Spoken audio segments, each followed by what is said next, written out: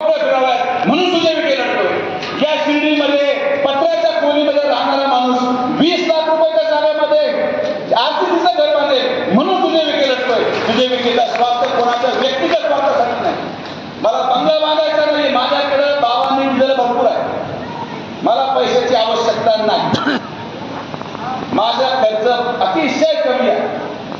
ज्यांनी माझ्याकडे मला 20 वर्षापासून जे माझ्याबरोबर काम करतात, माझ्या अंगावर हेच कपडे, मी कधी दाढीला खर्च नाही, केसही कापत नाही, चपलाही माझ्या फाटक्यात, मी खासदार होतो तरी असाच आहे आणि माझी झालं तरी असाच आहे। तरी मी सुजय विखेची ओळख त्याच्या कार्यामुळे आहे, कुठल्या कपड्यामुळे नाही। आमचे पदाधिकारी कपडे स्टार्च टाकत होते तेव्हा सुद्धा मी फाटलेले कपडे घालतो सांगा। आमच्या कार्यकर्त्यांना भारी गाड्या झाल्या तरी आपण कधी भारी गाड्यांनी तेव्हा फिरतो, आता तर भारी गाडी। मला लढा हा शिर्डीच्या संरक्षणासाठी। ज्या दिवशी शिर्डीमध्ये हत्याकांड झालं त्या दिवसापासून आजपर्यंत एकही गुन्हेगार इथं आवाज करू शकला नाही, ही सुजय विखेचं काम आहे। आणि मी आजही शिर्डीच्या सगळ्या गुन्हेगारांना खुल्ला आव्हान देतो की पुढच्या 6 महिन्यामध्ये इथून निघून जा, नाहीतर एकाला पकडून बाहेर काढून बाहेर हाकलणार ही ताकद सुजय विखेमध्ये आहे। आम्हाला नको वाळूचे धंदे करणार, मटक्याचे धंदे करणारे, आम्हाला त्यांचं मतदान नको, आमची महिला सुरक्षित राहिली पाहिजे, हे शब्द मी तुम्हाला दिला आणि तो पूर्ण सुजय विखे करून दाखवला।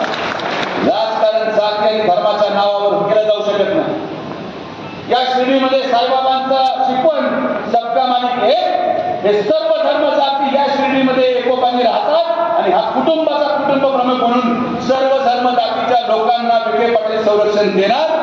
फक्त गुन्हेगार याच्यामधून बाहेर काढले जाणार आहे। आज तिथं जमीन देताना ही जमीन मातक समाजाच्या व्यक्तीला पण जाते, ही जमीन मराठाला पण चालली, ही जमीन मुस्लिम समाजाला पण चालली, ही जमीन आदिवासी समाजाला पण चालली। जेव्हा आम्ही जागा देताना भेदभाव करत नसो, तुम्ही देखील मतदान टाकताना भेदभाव केला नाही, हे योग्य नाही। तर आम्ही माणसाकडे पाहून त्याच्यामध्ये त्याचा धर्म शोधत नाही, त्याची जात शोधत नाही, तर आज शिर्डीमध्ये काय करा कोणी धर्म शोधायचं, काय करा कोणी जात शोधायची। इथं तुम्हाला दुसरं कोणीही संरक्षण देऊ शकणार नाही। लोक येतील, खुर्चीवर बसतील, मतं मागतील, पदाचा गैरउपयोग होईल, पण एक केली चूक आणि आज या नगरपंचायतीमध्ये एक जरी चूक आपल्याकडून झाली, एक जरी, तर तुमचे मुलं तुम्हाला कधी माफ करणार नाही, एवढंच मला तुम्हाला सांगायचं। मला बरं पडत याच्या अगोदरही विजूभाऊ पळून गेले होते, नगराध्यक्ष झाले होते, तरी सुद्धा जेव्हा विधानसभा आली तेव्हा शिर्डी 70% मतदान आणि नामदार राधाकृष्ण विखे पाटील साहेबांनाच टाकलं होतं। तर एखाद्या नगराध्यक्षापुरतं माझं बोलाय नाही, एखाद्या नगरपालिकेपुरतं नामदार राधाकृष्ण विखे पाटील साहेबांचं प्रतिष्ठा पानाला लागली नाही। काही लोकांना असं वाटतं की कशी ही नगरपालिका सत्तांतर व्हावं आणि कसं महाराष्ट्रामध्ये दाखवलं जावं की विखे पाटलांच्या हातातून विखे पाटलांचा गड कोसळला, ही बातमी काही लोकांनी तयार करून ठेवली आहे। विखे पाटलांचा गड ही सत्ता नाही, विखे पाटलांचा गड हा या मतदारसंघाच्या झोपडपट्टीमध्ये राहणारा प्रत्येक माणूस हा त्यांचा गड आहे आणि आम्ही हा गड ढसळून देणार नाही। आज या कार्यक्रमाच्या निमित्ताने आमच्या युवकांना प्रेरणा देण्यासाठी, या शिर्डीचं पुढचं भवितव्य कोणाच्या विचाराने चालावं याची ओळख करून देण्यासाठी अनेक वर्षाच्या मागणीनंतर आपले सर्वांचे आराध्य दैवत छत्रपती शिवाजी महाराजांचं भव्य शिवसृष्टी आपण शिर्डीमध्ये उभी करत आहोत। 40 वर्ष श्रीरामपूरला लागली, 40 वर्ष मी तिकडे कधी जातही नव्हतो। मी एक दिवस असा चहा प्यायला गेलो, मी म्हटलं कसं उपोषण चालू आहे, ते म्हटले महाराजांच्या पुतळ्यासाठी। म्हटले किती वर्ष झाले, म्हटलं 40 वर्षापासून आंदोलन चालू आहे, 6 महिन्यात पुतळा उभा करून टाकला आणि पगार उद्घाटन करून टाकला। आपलं काम हीच आपली ओळख आहे। आणि मी तुम्हाला सांगतो, जर मी एखाद्या गोष्टीला नाही म्हणतो, जर मी एखादी गोष्ट करू शकलो नाही, तर ते महाराष्ट्रामध्ये कोणी करू शकणार नाही, हे पण तितकंच सत्य आहे। खोटे आश्वासनं देणं हे माझ्या रक्तात नाही, खोटं बोलून मतं मिळवणं हे माझ्या रक्तात नाही। मी मताचा त्याग करेल, पण पण सुजय विखेचा शब्द हा त्याला त्याच्या जीवापेक्षा महत्वाचा आहे. आणि आजचा हा कार्यक्रम हा कुठल्या नगरपंचायतीला उद्देशून नाही, विधानसभेला दिलेला प्रत्येक शब्द आज पूर्ण झाला हे दाखवण्यासाठी आजचा हा कार्यक्रम आहे. जे मुद्दे विधानसभेमध्ये भाषणामध्ये मी बोलतो, जे आश्वासनं विधानसभेमध्ये मी दिले, ते सगळे आश्वासन आज पूर्ण झाले. आणि आता नगरपंचायतीच्या निवडणुकीमध्ये महायुतीच्या वतीने जे जे आश्वासन दिले जाईल ते पुढच्या विधानसभेमध्ये पूर्ण केल्याशिवाय परत मतं मागायला आम्ही येणार नाही. काल प्रवास आहे, आज विरोधक येतील, भाषण करतील. मला त्यांना प्रश्न आहे की तुम्ही शिर्डीचा विकास करणार कसा? केंद्रात आमचे सरकार, राज्यात आमचे सरकार, पालकमंत्री आपले, आणि मग निधी तुम्ही कुठून आणणार? पैसे कुठून आणणार? एक रस्ता तरी करू शकता का? हा विचार मतदारांनी केला पाहिजे. आश्वासनांनी पोट भरत नाही. अशा प्रकारचे कार्यक्रम, खरं तर हा कार्यक्रम संध्याकाळी होता, पण मला कुठून तरी कुलमत लागली किंवा 4 वाजता निवडणुका जाहीर होणार आहे. मी म्हटलं बाबा दुपारी करून घ्या, नाही सगळं केलेलं पाण्यामध्ये जाईल. कारण की जे गेल्या मागच्या 1 महिन्यापासून रोज मुंबईला जाऊन भांडण करून महाराष्ट्रामधलं हे पहिलं उदाहरण आहे ज्यामध्ये नगरपालिकेची जागा प्रधानमंत्री आवास योजनेसाठी 1 रुपये न घेता आपण लोकांना देत आहोत. हे महाराष्ट्रामध्ये पहिली. 1 महिना यासाठी आम्ही जगलो, मंत्रालयात गेलो, JR काढला. काल रात्री 7:30 वाजता JR हातात पडल्याशिवाय म्हटलं कार्यक्रम घ्यायचा नाही. आणि मला आभार मानायचे त्या प्रत्येक नागरिकाचे, त्या प्रत्येक भगिनीचे, ज्यांनी या विश्वासावर ते घर काढलं होतं की मला घर काढताना आजही तो क्षण आठवतो. गोपीनाथ बापूंच्या हॉटेलच्या आवारात बैठक झाली होती आणि तिथं एक महिला उठून म्हणली की दादा तुम्ही म्हणताय म्हणून आम्ही काढतोय, कारण की आम्हाला विश्वास आहे की तुम्ही आम्हाला जागा करून देणार. एक महिलेच्या आश्रूचा मोल भेटता भेटता माझे 6 महिने गेले, पण आज त्या आश्रूचं रूपांतर आनंद आश्रूमध्ये करण्या इतका आनंद दुसरा कुठलाच नाही. आणि म्हणून माझी परत एकदा हात जोडून विनंती आहे की आपण राजकारणामध्ये आरोप प्रत्यारोप, राजकारणामध्ये चिकलपेट, राजकारणामध्ये अपयशाला कारण असते. अनेक लोक अपयशामध्ये 100 कारण शोधतात, पण माझं काम या शिर्डीच्या जनतेसाठी माननीय नामदार राधाकृष्ण विखे पाटील साहेबांच्या नेतृत्वात, आणि मी महायुतीमध्ये का लढाई करू इच्छितो, महायुतीतून आपण का लढलं पाहिजे, कारण की आज शिर्डीमध्ये जो विकास दिसतोय त्याचं फक्त कारण आम्ही नाही आहोत, त्याचं कारण माननीय फडणवीस साहेब पण आहेत, त्याचं कारण माननीय एकनाथ शिंदे साहेब पण आहेत, आणि त्याचं कारण अजितदादा पवार सर पण आहेत. महायुतीचा विकास, महायुतीच्या माध्यमातून हा विकास शिर्डीला झाला. त्यामुळं आपण कोणाला कमी आला करत नाही. शिवसेना असेल, राष्ट्रवादी काँग्रेस असेल, भारतीय जनता पार्टी असेल, RPI असेल, आम्ही सगळ्यांना संधी द्यायचा प्रयत्न करू. मला आनंद आहे की जर आपण महायुतीमध्ये लढू शकलो, महायुती म्हणून लढू शकलो, जनतेला एक चांगला पर्याय देऊ शकतो. आणि म्हणून माझी मनाची अपेक्षा मी काय आहे मी बोलणार नाही. कधीतरी म्हटलं आरक्षण पडलं तर ते पडलं. माझा आजपर्यंतच्या इतिहासामध्ये बापूंनी स्वतःच्या खर्चाने फक्त 2च बोर्ड लावले आणि ते लागले.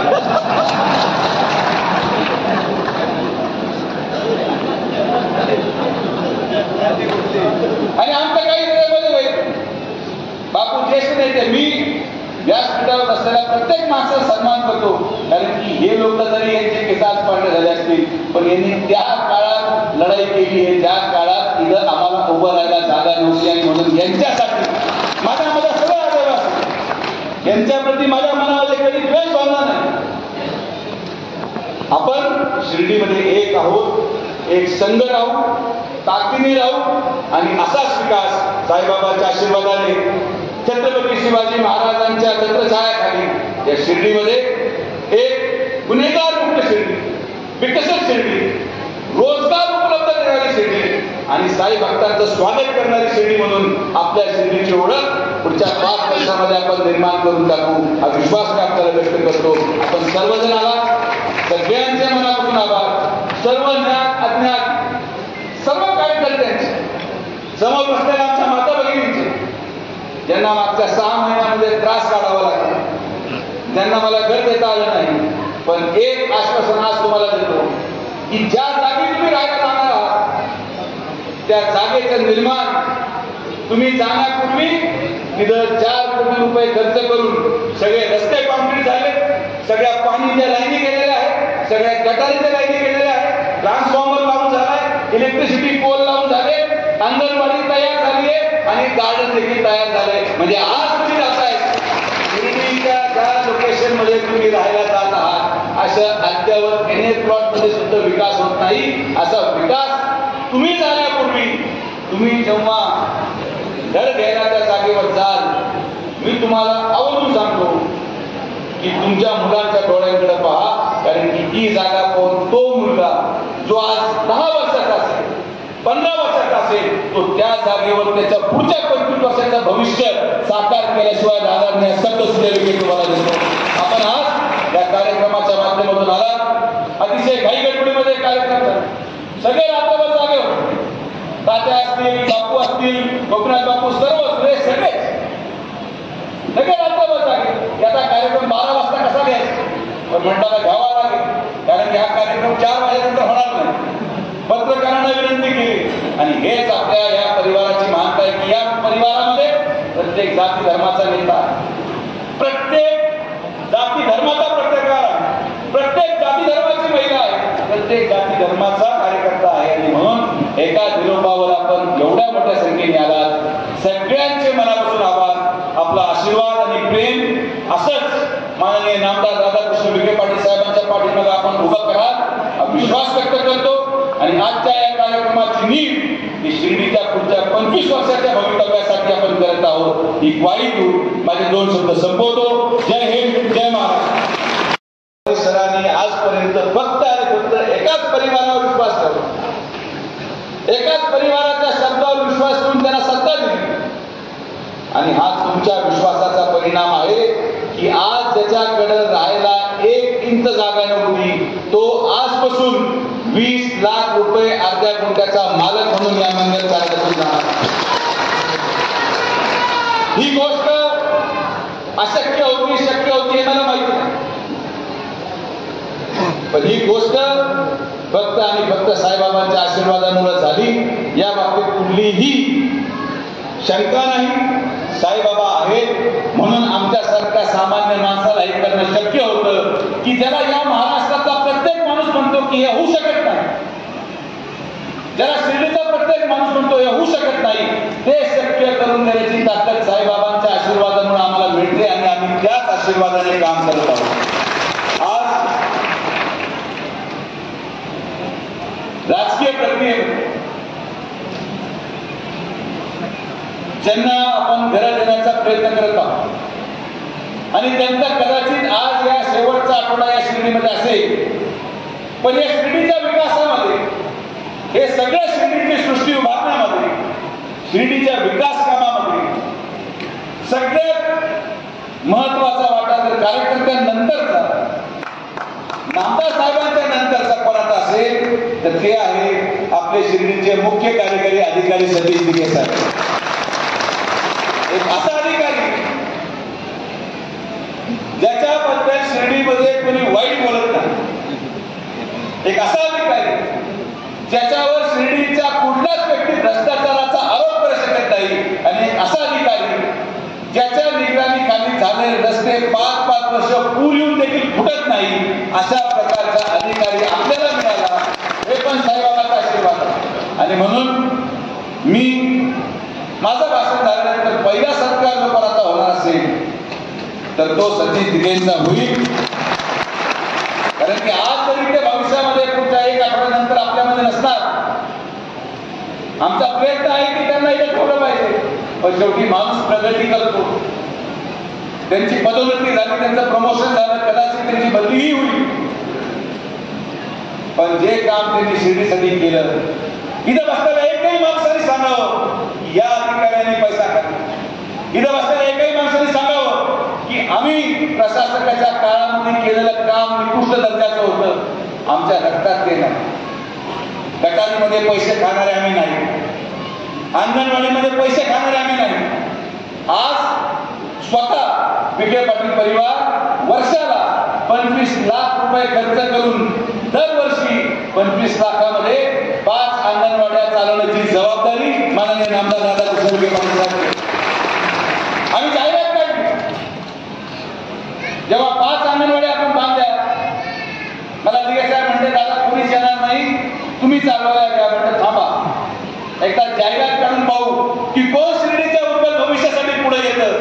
एकदा जाहिरात काढली, दोनदा जाहिरात काढली, तीनदा जाहिरात काढली, पण 1 रुपयाच्या खिशातून कोणी द्यायला तुमच्या मुलांच्या भविष्यासाठी तयार झालं नाही आणि परत सुजय विखेलाच यावं लागलं. हे मी तुम्हाला या ठिकाणी सांगतो.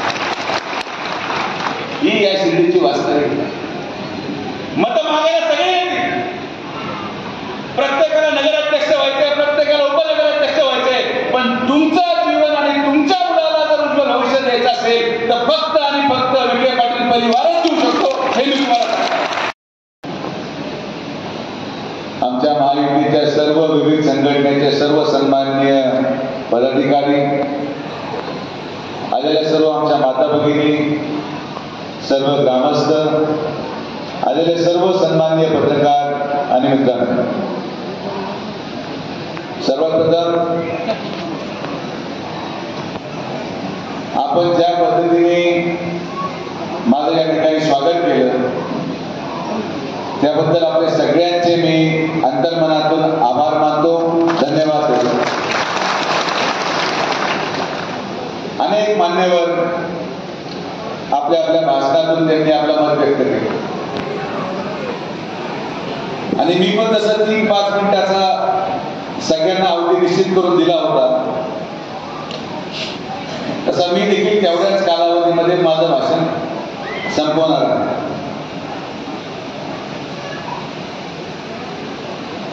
जे करायचं होतं ते करून दाखवलं. माझ्या दृष्टिकोनातून गरीब माणसाला त्याच्या स्वतःची हक्काची जागा देण्या इतकं पुण्याचं काम दुसरं कुठलंच नाही. पद येतात जातात, माणूस खासदार होतो नसतो, मंत्री होतो नसतो. आज मी ज्या पदावर आहे, आज मी ज्या उंचीवर आहे, मला 1000 शत्रू आहेत, 1000 किंवा त्यापेक्षा अधिक असतात. ज्यांना हे आश्चर्य वाटतं की सुजय विखे 3 महिन्यामध्ये पडल्यानंतर एवढ्या वरती आला कसा. वरती आल्यानंतर अनेक असे लोक आहेत ज्यांना या सुजय विखे ज्या पद्धतीने महाराष्ट्रामध्ये आज ओळखला जातो, शिर्डीमध्ये ओळखला जातो, आमच्या लाडक्या बहिणींमध्ये ओळखला जातो, प्रत्येक झोपडपट्टीमध्ये ओळखला जातो, काही लोकांना ते मान्य नाही आणि म्हणून मी त्याची काळजी करत नाही. शेवटच्या श्वासापर्यंत शिर्डीमध्ये झोपडपट्टीमध्ये राहणाऱ्या माणसाचं कल्याण केल्याशिवाय मी शांत बसणार नाही. ही भूमिका माझी आहे. ही भूमिका आमच्या व्यासपीठावरील महायुतीच्या प्रत्येक पदाधिकारी